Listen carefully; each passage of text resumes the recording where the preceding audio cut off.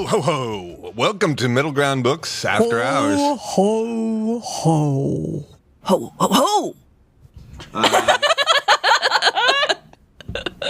And if you haven't guessed Yours was it, the best one, Lance, for sure. we are coming to you. We actually changed our order.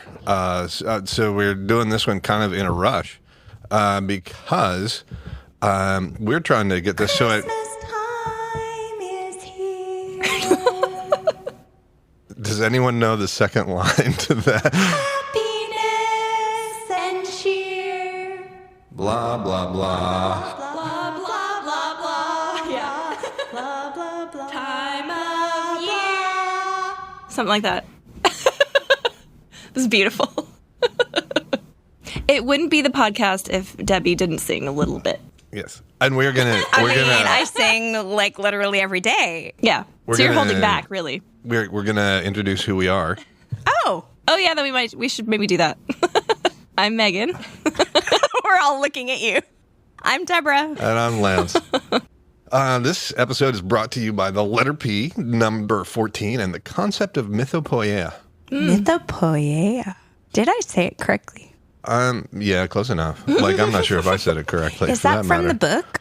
It is. Well, it is. And so P is for Pratchett. The number 14 is, hopefully you're hearing this on the 11th of December. So 14 days left till Christmas.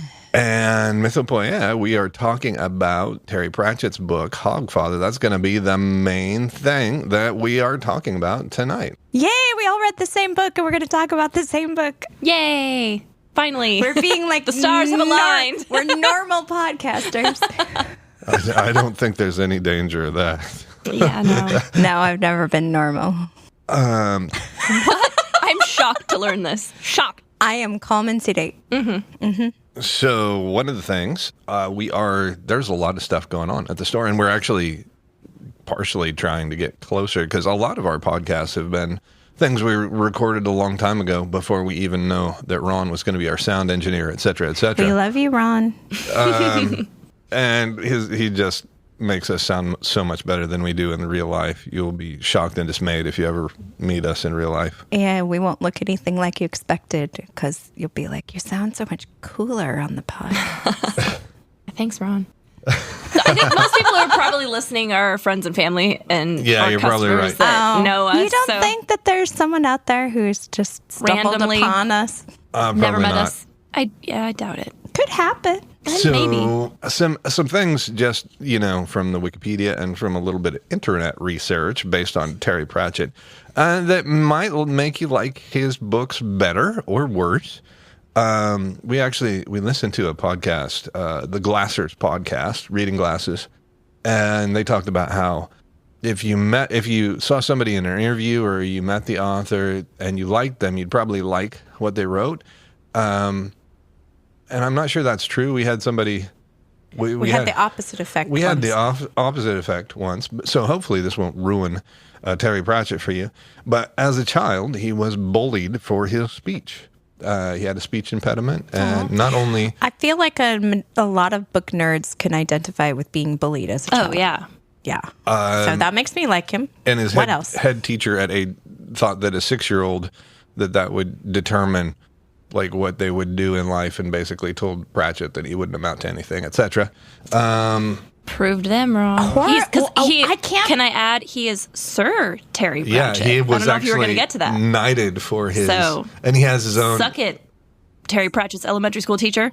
Well, as an educator, I just cannot fathom a teacher telling a child they will amount to nothing. Right. Like, I cannot. And especially at that young age. Like, you shouldn't say it at any age, but like being that young, like, come on. Like, who tells a kindergartner, you suck? Like, who does that?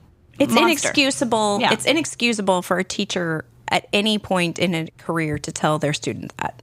But yeah. Yes, I agree. So he read H.G. Wells and Sir Arthur Conan Doyle growing up. He did. published his first, commercially published his first article, or his first short story called Hades Business, about a young man who walks in and there's basically a devil in his flat.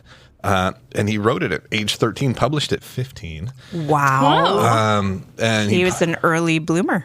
But then from 1971, basically all through the 70s, he didn't publish really anything. He did What was he some doing? kind of unsuccessful sci-fi. He worked at 3 Mile Island, honestly, and he said that he would actually publish a story or a memoir based on his work there if anyone would believe him. What's 3? Okay, I don't know what that is. Nuclear power plant? Nuclear power, yeah. Oh, okay. And in nuclear research and that kind of stuff. 1971, he published The Carpet People. And Okay, wait a minute. I don't know about that one. The carpet people, are they like animate carpets or tiny people you're who live in just carpets? gonna have to pick up the book to find out. I am so curious now. And there's also so many through ways this- you could interpret the carpet people. Also through the 70s, he wrote articles in the local paper under the name Patrick Kearns. So is his name actually Patrick Kearns, or is his name actually Terry Pratchett, His or name's none of the above? Actually, Terry Pratchett. I'm going to get to that. But he was also a huge computer nerd for all you computer nerds out there. He actually had to completely wipe the game Lemmings from his computer, if you know remember that that Lemmings game. game. Because it was just too disastrous on his time. So he had to completely wipe it. Because he wasted too much time Because he wasted playing. too much time on that. And he also... Okay, raise your hand if you've wasted too much time playing a video game. Yeah, that would be me. No. Me? Yes. Okay, maybe I did. I'm looking at you. All right. But he not only played Skyrim, but he also wrote a mod for the Skyrim game and had a companion character. Nice. I didn't know named this either. Vilja, and worked on another mod for Elder Scrolls Skyrim in 2011. And finally, he succumbed to Alzheimer's. And there's a documentary, a BBC documentary, called Terry Pratchett Living with Alzheimer's. Is he deceased? Yes, he did pass away. So we have been listening to the book Hogfather on Libra FM. Another plug for Libra FM. I mean, but kind of, yeah. No, can I just add, I heard a cool thing about Terry Pratchett. Yeah. Sir Terry Pratchett. So, like, him being knighted, he made himself a sword. He, like, forged his own sword. Like, so he had... Like he learned the process of how to do it? Like, he made himself a sword. They said he dug up the ore, like... So he make it. He took nerdhood to its logical outcome. Yeah. I mean, if you don't have to like spend your time at a job, and then why not do all those things that you would like to do? If you were just free to do whatever, what would you do with your time? I'd probably waste a lot of it reading books. We probably I do don't about know. what we're doing now. Yeah, honestly. kind of. But also, I would hope to make a lot more art. I hope you would. I miss making things. Yes, Megan is a potter, so if you come into the store, bug her and ask her, "Hey, have you thrown anything lately?" The answer will be no. You don't need to even ask. It could be that you threw your car keys or your... Oh. Threw a book I was reading that I was mad at, like, across the room in rage. Threw the cat down the stairs when she was on the table again. Oh, my gosh. But I was speaking of pottery. Yeah. What would you do, sir? I would talk about the book we're talking about. Okay, but I really want to know what he would do if you had time. Like, if, like, Sir Terry Pratchett made a sword, what would you... I would take you guys traveling. I would love that. I'd be happy. Yep. So Go to bookstores. So back to the Hogfather, Terry Pratchett. What did you guys think? Like, what's the thing that sticks out? What First did we you should enjoy? talk about the main plot of the Hogfather is that Discworld. If you've not read any Terry Pratchett books about Discworld, the cool thing about them is that you don't necessarily need to read them in series. You can just like select one that you are interested in at random, and it'll probably be okay. Yeah. So They do tie Hogfather- together, but, like, you can read them They don't however. have to be in order. But this does take place in Discworld because not all of his books do. So that's an Most important of thing to them do, tell. I think it is important to say, however, that for those of you who've read Douglas Adams, his work is very similar to Douglas Adams or this podcast that you're listening also, where there's a lot of things that are just kind of an inside joke. So that if you've kind of been along for the ride, then it's funny and it makes sense. But if this is your first, then you're going to feel a little bit outside because you don't have all the inside jokes. But this one, the Hogfather, is Discworld's version of Father Christmas, St. Nicholas, Santa Claus. This, I will say, so you can read them in any order, but this book features a character, like, he has sort of like mini series within Discworld. So there's like the books that focus on the wizards, the books that focus on the Night's Watch. And so those you should maybe read in order because they will make references to earlier ones. But yeah, that's this my one recommendation. is from those that are about death, whose name is Mort. No. Death. Death. It's just death. But isn't there one that's Mort? Mort is book 1 in the Death well, that's series. what I'm trying to say. Yeah. And Mort is actually an apprentice Yeah, to he's Death. Death's apprentice. Okay. In book 1. So should you read Mort before you read this, or does it not matter? It would maybe help, but I think you could read this and just sort of jump in. Ho, ho, ho. So the idea behind this book is that the Hogfather is missing. Yes. And so And possibly presumed dead. And maybe even assassinated / murdered. I don't know what the proper term would be for the Hogfather. Like, assassinated. That's like, is that because somebody has hired an assassin to kill you? Or is it like something to do with your position? I don't know that I could be assassinated. I could be murdered, but I don't think I'm important enough. You don't think someone's going to take a hit out on you, Debbie? I'm saying I'm not important enough to be assassinated. Not Am I yet. misunderstanding the term? No, I think that's good enough. So the Hogfather is missing, possibly assassinated, and so Death is filling in for him. Which gives because- reminiscent very, of the Nightmare Before Christmas, really. like very Nightmare Before Christmas vibes. Yeah. But there's a lot of other stuff happening, and It's quite different from the Nightmare Before Christmas. but it does have that sort of vibe with the spooky guy pretending to be Santa Claus kind of thing. Ho. Yeah. He keeps practicing his ho-ho-hos, but he's I think on scary one and menacing. level, there is a very strong analog between The Nightmare Before Christmas and The Hogfather, insofar as Jack Skellington is the Pumpkin King. He's the embodiment of death. And he gets bored of always being the embodiment of death. And death, conversely, In this book. in this book, in Terry Pratchett's series, Death is just a really beautiful character. I think of all the characters that I've read lately, Death is maybe one of my favorites because he has this beautiful naivete and an innocent spirit that this is, and he says over and over again, this is not the way this should be. He sees the innate injustice of things, and he's got his little side along, Albert, the not very good Christmas pixie. He's sort of like the helper elf, but he's not a good elf. No, he's very... Who I don't know. Grumpy's not really... smokes cigarettes. Yeah, and he's like a throws chain-smoking nuts around. elf. I mean, like he's a good sidekick for Death, but not necessarily a good sidekick for the Hogfather. Yeah, he wouldn't be a good actual Christmas elf or anything. But Hog's Watch Night, not Christmas. Basically Christmas. But also just Albert, like he talks about basically growing up dirt poor, et cetera, where Death, since he's not human, hasn't had human experience. And Right. Albert always pulls him back to, well, it's just the way things are. And he said, and Death is always, well, it's not the way things should be. And I feel like in The Nightmare Before Christmas, Jack Skellington never gets that far. Like he sees does it, he have loves that it, kind of naivete about him, but like because he doesn't really understand Christmas, but he's interested in it.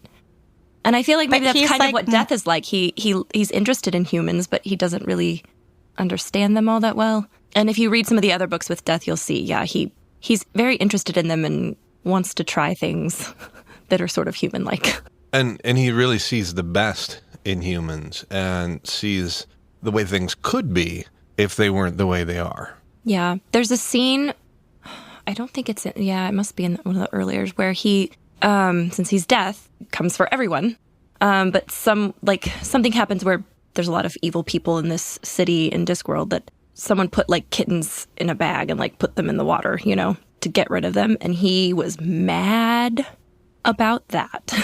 So does you know he what I bring mean? Like, death to creatures too, or only to people? yes, he brings it not to everybody, rats. but not rats. Yeah, death. Rats have their own death. Death of Rats is a character So in this that's book. why I was asking if there's death of cats as well. No, I think he shows up for the cats. So Death is actually the interesting thing. There's a lot of Discworld books, like a lot. Death is the only character that appears in every single one. Everyone. Which makes sense because, as you said, death comes for everyone. And this is another thing that I found out during my backwards hack research. A thing that's interesting to note is that Terry Pratchett's book have sold 100 million copies in 43 different languages. I'm sure that is why he's knighted. And he also has his own coat of arms. Really? Yeah, you can look it up. And it's got Ankh Morpork, and it has like the little... Which is the fictional city in the Discworld books, yeah. And the Latin thing is "Don't fear the Reaper," is what Nice. it says in Latin. Nice. Which makes sense because He's we a were really just good talking about character, that yeah. he seems to be a nice guy. Well, Blue Oyster Cult, like Yeah, that too. more cowbell. But what other fantasy books has he written besides the Discworld books that our listeners may be interested in? I feel like that's what he's mostly known for Discworld. I guess. He has a couple of science fiction titles, and they are the ones he wrote before the 1980s that have not had really any commercial success. You can check your faithful Wikipedia and give them $1.25 for actually being a democratic approach to, information. Yeah. He did collaborate with Neil Gaiman on Good Omens. Which I have read, and which was the footnotes were hilarious. Yes, and which is he very does much a the Pratchett thing. He does Yeah. the footnotes in his Discworld books as well. And he's written a children's book about rodents, about... Oh, that is technically also Discworld because death appears in it.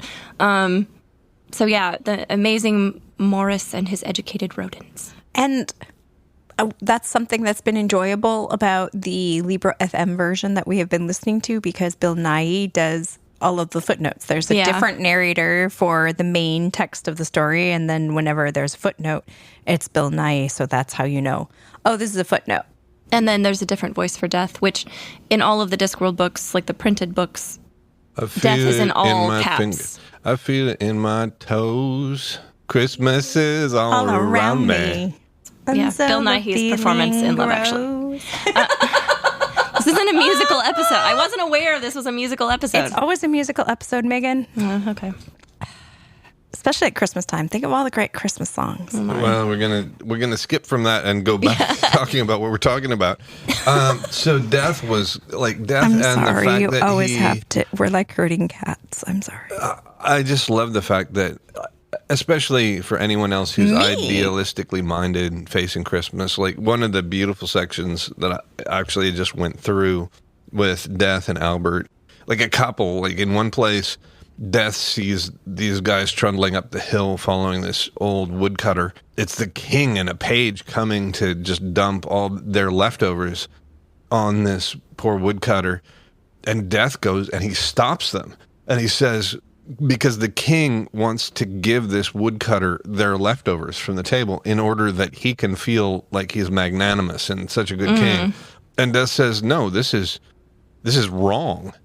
And so the woodcutter never asks for any charity. And what Death says is, you weren't here yesterday. You won't be here tomorrow. But you just want to feel like you're a good king and magnanimous on Hogwatch night. Get out.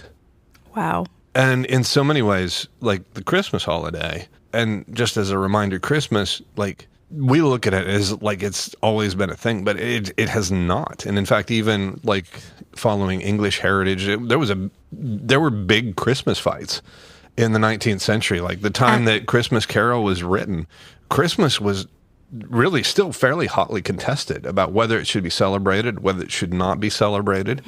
And it's this time where we celebrate charity, but at the same time, that celebration of charity is largely for those who have, and it is a very brief respite for those who have not. I mean, most charities get through the majority of the year on their Christmas donations. And Puritans didn't celebrate Christmas. And yeah, you're right. I had something and it was gone. Oh, I guess we were talking about, sort of the commentary on things like that.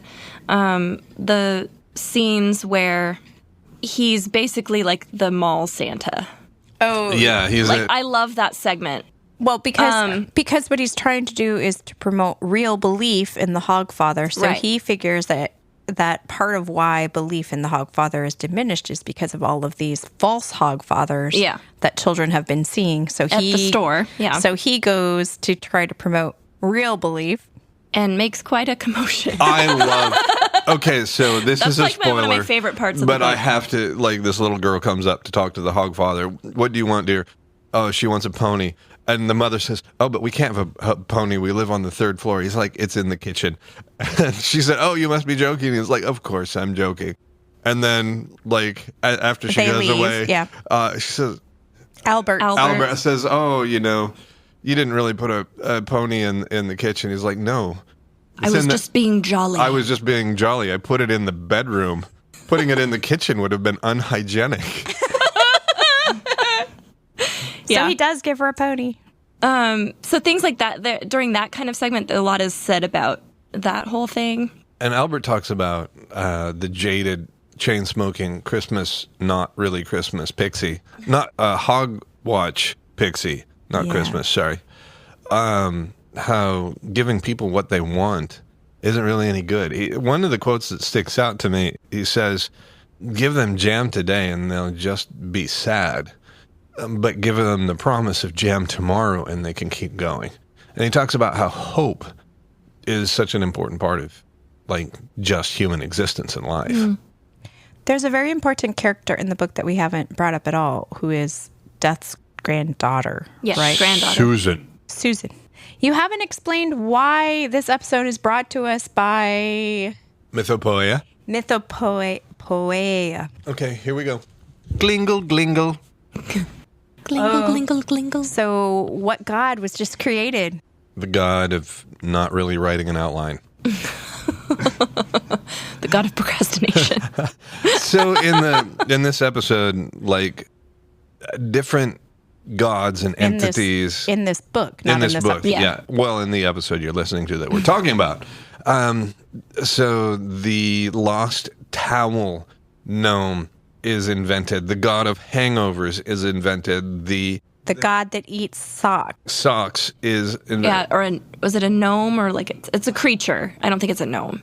It's a creature that eats all the socks, and that's why you don't have matching pairs. We definitely have one of those in our house. So the wizards are investigate and somehow are accidentally creating more of these horrible little beings that are a mythopoetic explanation of human experience based on larger phenomena. So we like to anthropomorphize things like death, like our Hogwatch night, all But of you the things, can't- the Tooth Fairy. But they bring up that you can't create a god who brings you a bag of 10,000 Yeah, gold coins there because isn't that's not believable. Yeah, there isn't a what does he say? A goblin that gives you big bags of money. that doesn't fit with our experience. Something that eats your socks. That happen. Socks disappear, and They you have do. to find a way to explain it. So you come up with this creature that eats your socks. Right. Whereas they were like, that's not going to work because no one just goes around giving you big bags of money all the time. He's And the like, rest "Oh." of us aren't going to believe. He tried though. I mean, it was worth a try. I would have tried it as Yeah. well. I would have tried a god who gives me tickets to go visit, take a cruise down the rivers of Europe, and Yeah. that would be a great god. Or gnome or goblin or whatever creature. Or the god that makes it so that you can eat all the sugar and not gain weight. Woo, that would be a great god. Especially at Christmas time. Think of all the goodies. It's true. So we're gonna rein this. We're gonna try to rein this in. We're gonna try to close Debbie this is up. on it today. I don't. I'm talking about the book. I'm talking about how they couldn't, it wasn't just anything. It had to be something that was Explained some sort of phenomenon. Yeah. So we could have the glasses fogging up fairy. Yes. Well, and don't they have one about never being able to find a pencil that's sharp? Yep. It's whenever I'm trying to write with the pencil, the Yeah. pencils are broken Or for There's a those creature that makes the pencils all. who are mechanics, the 10 millimeter fairy that takes away the 10 millimeter or the half-inch wrench or the Phillips screwdriver. When you're looking for a Phillips, all you can find is a common. Yes. So, That's definitely some sort of goblin, probably. I agree. all right, so closing, we're going to try to close this part up so we have time to talk about what's going on in the store and also some of your other favorite Christmas books in We're going to try to do this again for next week, specifically talking about Christmas kids books and other attendant Christmas literature, potentially a night before, or not the night before Christmas, but rather Christmas Carol by Dickens, but we may or may not do that. So if you didn't follow us on the discussion of Hogfather, hopefully at least you got enough to say, hey, I should read this or listen to this. Or You definitely should. It's great fun. So if the Hogfather was a food item. Oh, dear. Candy canes? I should have thought about this in advance. I should have known this was coming. It has to be something holiday themed, does it not? Eggnog. Okay, why eggnog? Because the more you consume of it, the merrier you become. That's good. That's good. I want to say there is a lot, like there are so many wonderful little turns of phrase and little descriptions and little metaphors that are just hilarious it's surprising or delightful or... Terry Pratchett is the man. He's so witty and so clever and just hilarious. And like the little footnotes add so much to the experience. Sure. He's like Douglas Adams, only he's random. It's more like Douglas Adams, but set in like a fantasy medieval type setting instead of where there's Space. like wizards and the wizards are What such. food would you So, say it is? well, I was waiting on Megan. I don't know. It has to be something festive. I don't know. I like Debbie's explanation because I could say something like, it's holiday cookies, but is it? I don't know why it would be holiday. It just has to be something Christmassy. I think it's eggnog because it gets more enjoyable the more you consume. Yeah. What do you think, sir? I'm okay. So my family is largely Czech. I would say it's Huska. Oh, the nice braided bread. So for Huska is Christmas a time. braided bread and fairly sweet loaf. And then it has, basically you name it, braided into it. But in its basic form, it's simple and good. And then there are all these surprises in it. And so I think... Little nuggets. Yeah, thematically, like, it does revolve around a basic, almost problem, the perception and the reality of the world we live in. But then there are so many other little bits, little things that are surprises or delights, or sometimes you find a raisin in there. Raisins are good just because you don't care for them. Other people enjoy them. Never mind. No? I'll show you later. There was something I saw that was talking about oatmeal raisin cookies, and I thought you would appreciate it, but I will share that with you later. Oatmeal raisin cookies are good. Disagree. Lance just does not like raisins. But I don't like them either. what about sultanas or what about like dried cranberries? There's other dried fruits you put in there. I don't mind dried cranberries. I don't know why it's just raisins. I like Dates. My mom used to make really good Christmas cookies with dates. Okay, so Debbie, what about, so for people who are not far away, Storytime with Deborah every Saturday at 10:30 through December. Yeah. Well, not through the whole month, just the Saturdays leading up until Christmas. We'll be doing story times in the store at 10:30 on Saturday, and it will be like an all ages story time. So if you have a child who's like 2 and a child who's 4, bring them both. If you have a baby and come on in. bring everyone. Yeah. We'll be having holiday themed story times on Saturdays. So we'd love to see you in the store. So there's so much going on Thursdays. Carriage rides from 5 to 8, and then customer appreciation. What is that, Megan? So we want to say thank you to our customers for shopping with us during this holiday season. So if you spend $40, like for each $40, you get an entry into a drawing, and we will be drawing on Thursday evenings and giving away gift cards. $50 each Thursday leading up to Christmas in December. Ho, ho, ho. And our extended hours, we have extended our hours through Christmas. So Usually we're open from 12 to 8, Tuesday through Friday, and then Saturday and Sunday, 10 to 6 Saturday and 10 to 4 Sunday. We have extended our hours from 10 o'clock instead of noon until 8 p.m. Tuesday through Friday. And we'll see if we can keep those after Christmas, but through Christmas at the very least. And December 19th, mark this on your calendar, everyone, because I'm kind of excited about it. Ugly Sweater Day. We want to see your ugly sweater. Come in the store, take a picture, post it online, and tag us. We want to see your horrible Christmas sweaters. Like, the uglier the better. You said we can't wait. Horrible. I say Horrible. majestic. Festive. December-ween. Festooned. The most majestic sweater. So up until the 19th, tag us, etc., etc. Come in on that day and we'll have some special deals for you as well if you come in wearing your sweater on December 19th. Yeah, but up until the 19th, we are gonna, like on the 19th, we will draw kind of 2 winners. So the first winner is the person who actually wore the majestic sweater, but we are giving them the ability to choose another winner. Whether that's somebody who, Great Aunt Matilda or whoever that is, take a picture on one of the socials and tag us in it, and we will enter you in the drawing. And then after the 19th, we will, the three of us will decide on the most majestic of the majestic sweaters. And so we're all wishing you a happy Christmas, and hopefully we'll see you in the store. Or if not, please do send us your comments, questions, any of the other things. Somebody did, beloved Ahava, posted on the YouTubes that you can in fact post comments on YouTube, which that's a good thing to know. But for those of you listening on, any of the other platforms, don't hesitate to send us an email at admin@middlegroundbooks.com, and you can put in the subject line Podcast comments. I was going to say something completely ridiculous and unrelated, but that's a really good thing. You could put Glingle, glingle, glingle. that would Ho, work. ho, ho. Until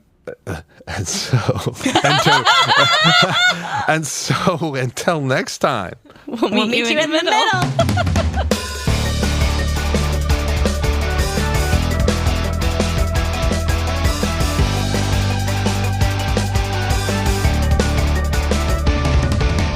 Hey, I'm Megan from Middle Ground Books. Thanks for listening to Middle Ground Books After Hours with me, Deborah, and Lance. If you're in Emporia, stop in and see us at 606 Commercial Street. Browse books and other fun stuff, sip some tea, and just enjoy the bookshop vibes. Middle Ground Books After Hours is produced and remotely engineered by Cosmic Atom Sound Studios, producing the vision and making it sound. Cosmic Atom Sound Studios. Let's come together and build something new. Thanks again for listening, and until next time, we'll meet you in the middle.